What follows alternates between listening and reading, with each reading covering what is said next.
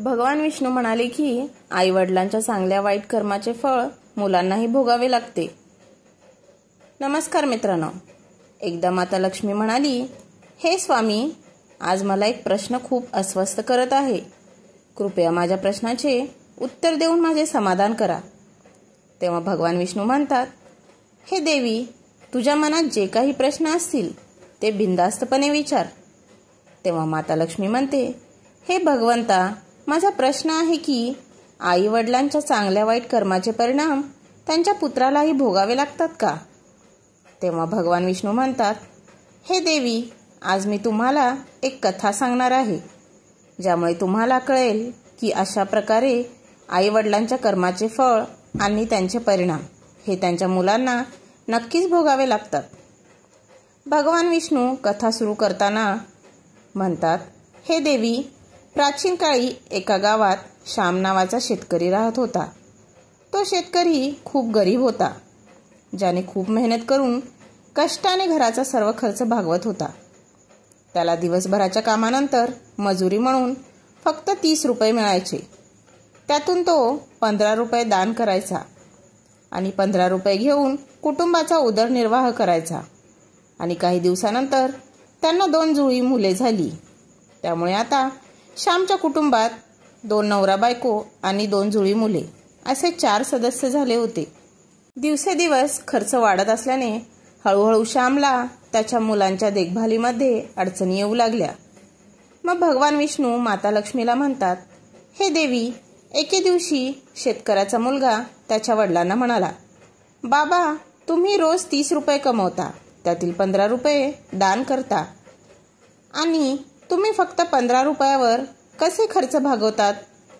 मग आपल्या मुलाचे हे बोलणे ऐकून शेतकरी शांत झाला. त्यामुळे शेतकऱ्याला शांत पाहून त्याची पत्नी म्हणाली, नाही बेटा, असे नाही. तुमचे वडील रोज 30 रुपये कमवतात आणि 15 रुपये दान करतात. ते फक्त तुमच्यासाठीच, दुसऱ्यासाठी नाही. पण दोन्ही मुलांना हे समजले नाही, कारण ते दोघेही लहान होते. मग काही काळ असाच गेला आणि शेतकऱ्यांची दोन्ही मुले हळूहळू मोठी होऊ लागली. श्याम एके दिवशी कामावरून घरी येत असताना त्याचा अपघात झाला, ज्यामुळे त्याचा मृत्यू झाला. जेव्हा श्यामच्या पत्नीला तिच्या पतीच्या मृत्यूची बातमी मिळाली तेव्हा तिला खूप वाईट वाटले. आणि मग एके दिवशी श्यामच्या दोन्ही मुलांनी त्याच्या आईला विचारले, आई, आमचे वडील कुठे गेले? तेव्हा ती म्हणाली, बेटा, तुझे वडील आम्हा सर्वांना सोडून भगवान शंकराकडे गेले आहेत. जेव्हा तुमचे वडील जिवंत होते तेव्हा ते दिवसाला 30 रुपये कमवायचे. त्याचं 30 रुपयेमधून 15 रुपयाने आपले पालन पोषण करायचे आणि उरलेले 15 रुपये दान करायचे. मुले म्हणाली, आता आपले बाबा नाही आहेत तर आपले पालन पोषण कसे होणार? आपले पोट कसे भरणार? आई आपल्या मुलांना म्हणाली, ज्या घरामध्ये गरिबी असते तिथे मदतीला कोणी येत नाही. सर्वजण त्याच्यापासून दूर पळू लागतात. फक्त त्याच्यासोबत देवच असतो, कारण तो गरिबाचा दाता आहे. तेव्हा मुलांनी आईला सांगितले, आई, तू असा विचार करू नकोस. आम्ही दोघे भाऊ भगवान शंकराकडे जाऊ आणि आपल्या बाबांना घेऊन परत येऊ, कारण भगवान शंकर खूप दयाळू आहेत. आमचे दुःख पाहून त्यांना नक्कीच आमची दया येईल आणि ते आमच्या वडिलांना नक्कीच पाठवतील. आई मुलांच्या या गोष्टीकडे फारसे लक्ष देत नाही.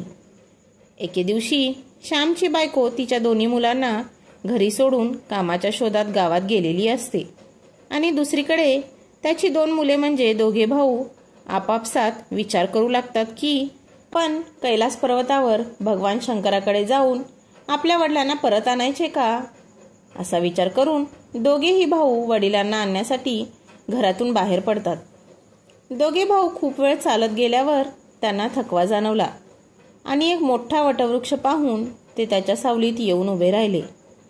मग या वटवृक्षाच्या सावलीत थोडा वेळ आराम करावा असा विचार दोन्ही भावांनी केला. तेव्हा वटवृक्ष मानवी आवाजात म्हणाला, मुलांनो, तुम्ही कोण आहात आणि कुठे चालला आहात? आजपर्यंत तुमच्यासारखे कोमल मुले माझ्या सावलीत बसली नाही.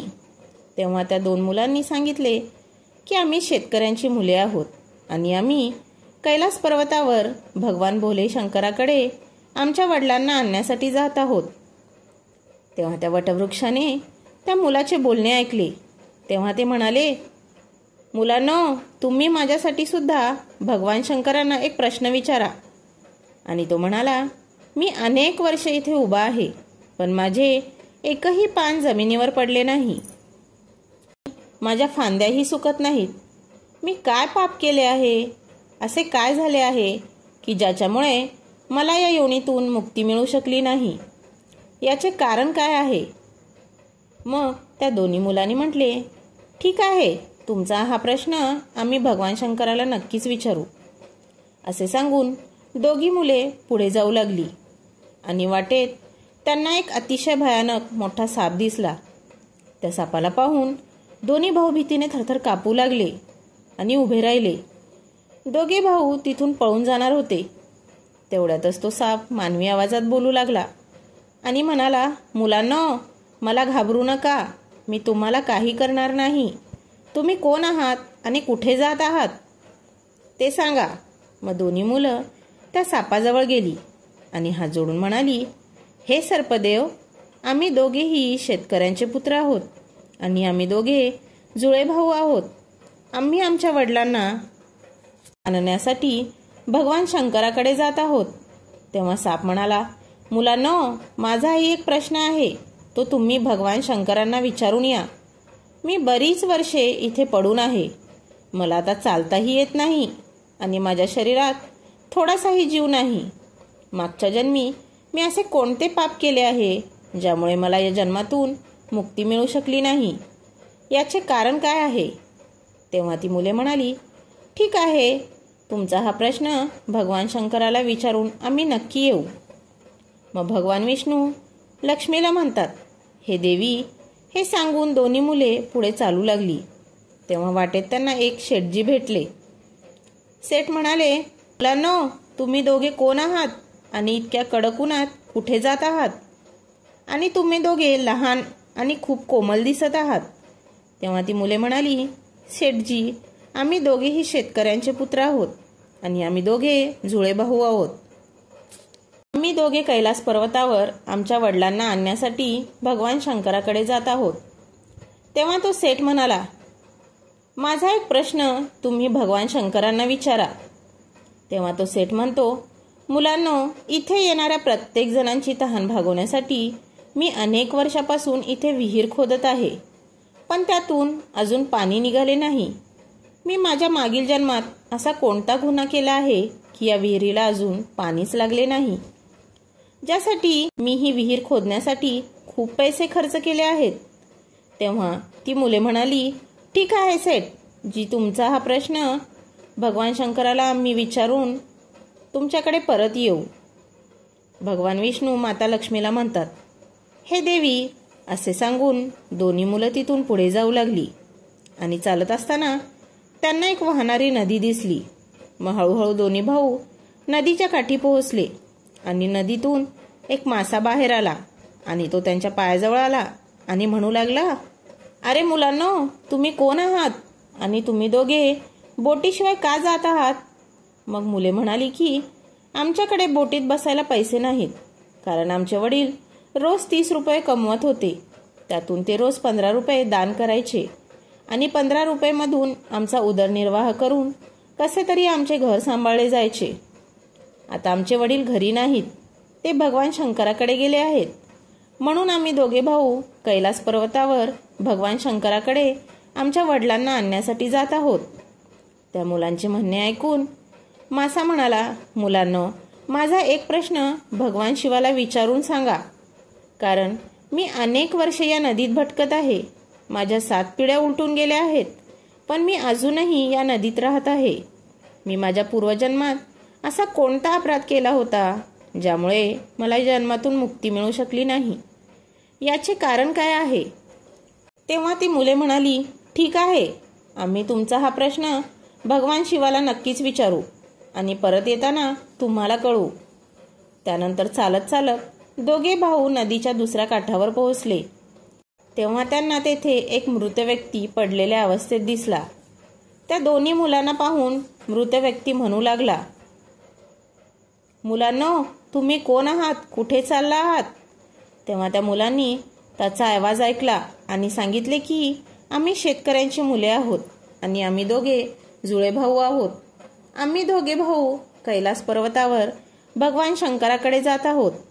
त्यांच्याकडून आम्ही आमच्या वडिलांना घेण्यासाठी जात आहोत.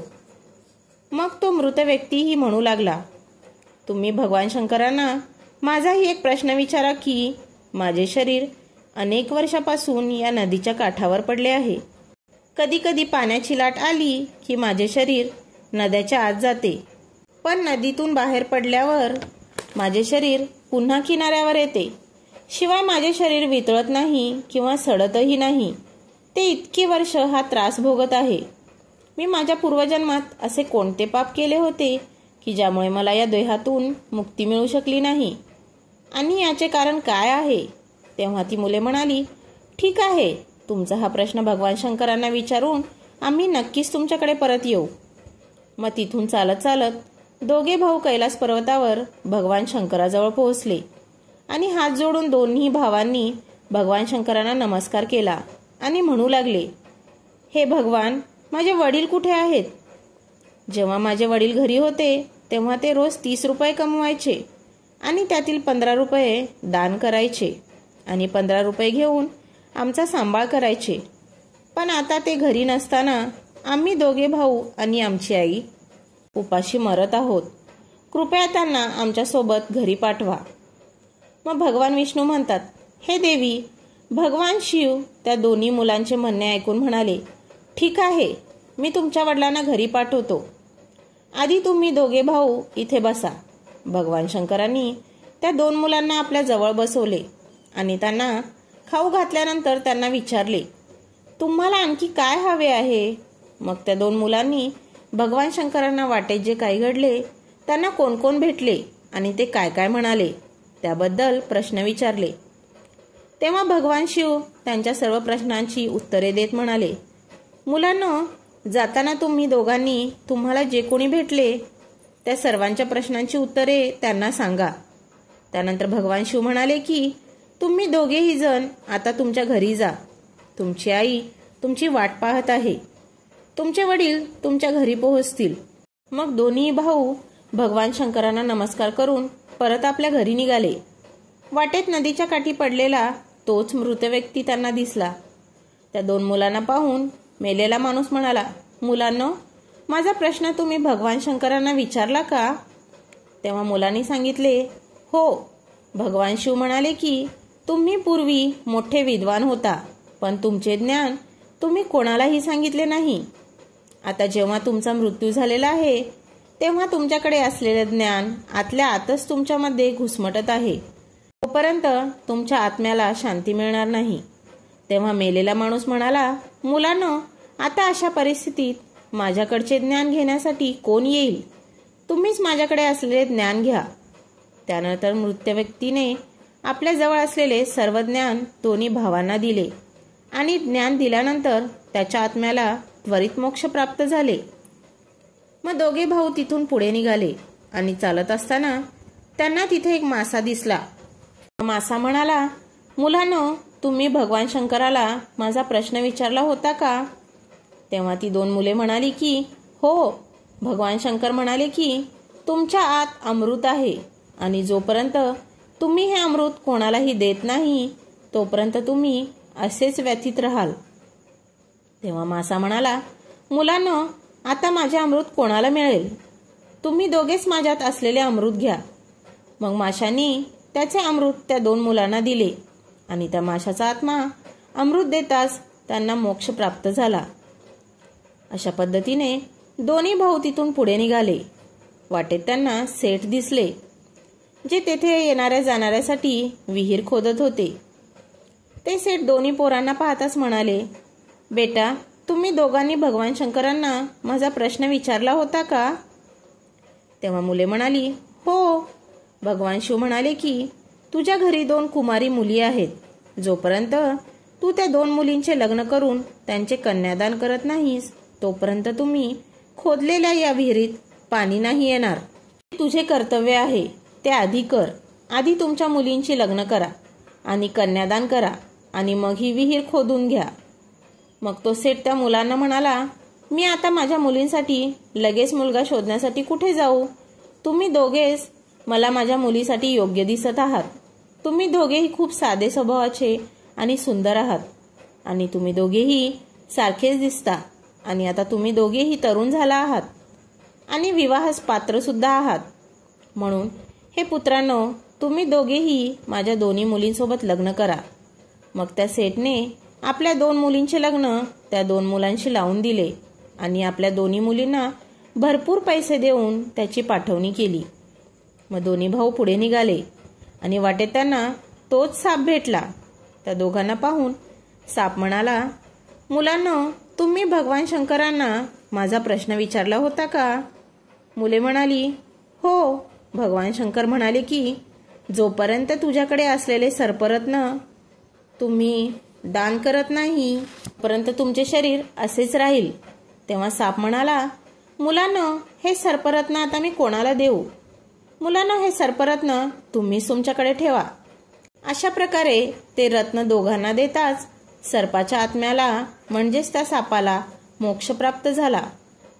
अशा प्रकारे दोन्ही भाऊ आपापल्या पत्नीसह पुढे जाऊ लागले आणि वाटेत तेच प्रचंड वटवृक्ष दिसले, ज्याखाली ते दोन्ही भाऊ आराम करण्यासाठी सावलीत बसले होते. मुलांना पाहताच वटवृक्ष म्हणाले, मुलांनो, तुम्ही माझा प्रश्न भगवान शंकराला विचारला होता का? तेव्हा दोघांनीही हो म्हटले. त्यावर भगवान शिव म्हणाले की तुमच्या मागच्या जन्मी तुमचे काम गुरुकुलात मुलांना शिकवायचे होते, पण त्या बदल्यात तुम्ही त्या लहान मुलांकडून काम करून घेतले आणि त्यांना चांगले शिक्षण देखील दिले नाही. त्या मुलांच्या शापामुळे तुम्हाला मोक्ष मिळाला नाही. म्हणून तुमच्यात भरलेले ज्ञान कोणाला तरी द्या, त्यानंतर तुम्हाला मोक्ष प्राप्त होईल. तेव्हा भगवान विष्णू माता लक्ष्मीला म्हणतात. दोन्ही मुलांचा संवाद ऐकून झाड म्हणाले, हे ज्ञान मी कोणाला देऊ? तुम्हीच का माझे ज्ञान घेत नाहीत? तेव्हा वटवृक्षाने आपल्या जवळ असलेले सर्व ज्ञान दोन्ही भावांना दिले. त्यामुळे त्यांच्या आत्म्यालाही शांती मिळाली आणि तो त्या झाडाच्या बंधनातून मुक्त झाला. मग दोन्ही भाऊ त्यांच्या पत्नीसह चालत चालत त्याच्या घरी पोहोचले. जेव्हा दोन्ही भाऊ त्याच्या घरी पोहोचले, त्यांना पाहून त्यांची आई खूप खूप खुश झाली आणि म्हणू लागली, तुम्ही दोघे कुठे गेला होतात आणि तुमच्यासोबत या 2 मुली कोण आहेत? तेव्हा दोन्ही भावांनी त्यांच्या आईला त्यांच्यासोबत घडलेली सर्व घटना सांगितली. तेव्हा भगवान विष्णू माता लक्ष्मीला म्हणाले, हे देवी, आता दोन्ही मुलांना समजले होते की आपले वडील परत येऊ शकत नाहीत, त्यांना मोक्ष मिळाला आहे. आपल्या वडिलांनी केलेल्या दानाचे फळ भगवान शंकरांनी आम्हाला दोन्ही भावांना दिले आहे. मित्रांनो, अशा प्रकारे भगवान विष्णूंनी माता लक्ष्मीला संपूर्ण कथा सांगितली. तर मित्रांनो, आपल्याला ही कथा आणि माहिती आवडल्यास लेखन कौशल्य चॅनलला सबस्क्राईब करा आणि शेअर करा. धन्यवाद.